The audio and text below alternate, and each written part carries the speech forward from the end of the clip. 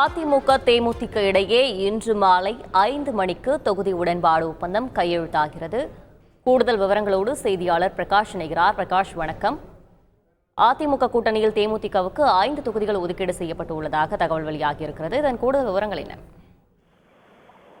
அதிமுக தேமுதிக இடையே இன்றைய தினம் மாலை 5 மணி அளவில் தொகுதி உடன்பாடு கையெழுத்து அதிமுக பொதுச் செயலாளர் எடப்பாடி பழனிசாமி முன்னிலையிலும் தேமுதிக பொதுச் செயலாளர் திருமதி பிரேமலதா விஜயகாந்த் முன்னிலையிலும் கையெழுத்தாக இருக்கிறது. இன்னும் சற்று நேரத்தில் சென்னை ராயப்பேட்டையில் இருக்கக்கூடிய அதிமுக தலைமை அலுவலகத்துக்கு அதிமுக பொதுச் செயலாளர் எடப்பாடி பழனிசாமி வருகை தர இருக்கிறார். அவருடன் அதிமுக மூத்த தலைவர்களும் வருகை தர இருக்கிறாங்க. அதே போல இன்னும் சற்று நேரத்தில் தேமுதிக பொதுச் செயலாளர் திருமதி பிரேமலதா விஜயகாந்தும் தேமுதிக துணை செயலாளர் சுதீஷ் மற்றும் தேமுதிக முக்கிய நிர்வாகிகளும் அதிமுக தலைமை அலுவலகத்துக்கு வருகை தர இருக்கிறாங்க.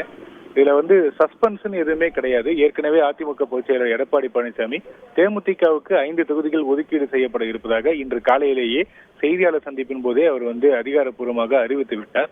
இல்ல 5 தொகுதிகள் எந்தெந்த தொகுதிகள் என்பதுதான் இப்போ நம்ம வெயிட் பண்ணி பார்க்க வேண்டியதா இருக்குது. ஏற்கனவே விருதுநகர், கள்ளக்குறிச்சி, கடலூர், திருச்சி, அதே போல தஞ்சாவூர் உள்ளிட்ட தொகுதிகள் தேமுதிகவுக்கு ஒதுக்கீடு செய்ய வாய்ப்பு இருப்பதாக தகவல்கள் தெரிவிக்கின்ற நிலையில இன்னும் சற்று நேரத்தில் தேமுதிகவுக்கான தொகுதிகள் என்ன என்பது குறித்து அதிகாரப்பூர்வமாக நமக்கு தெரிய வர இருக்கிறது.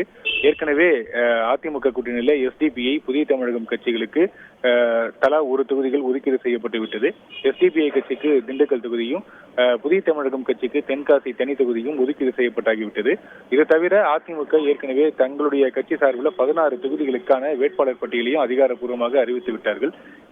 இன்னும் சற்று நேரத்தில் தேமுதிகவுக்கான அந்த தொகுதிகள் அறிவிக்கக்கூடிய பட்சத்தில் மீதம் இருக்கக்கூடிய தொகுதிகளுக்கான அதிமுக வேட்பாளர் பட்டியல் இன்று மாலையோ அல்லது நாளை அதிகாரப்பூர்வமாக வெளியிடப்படலாம் என்று அதிமுக வட்டாரங்கள் தெரிவிக்கின்றன.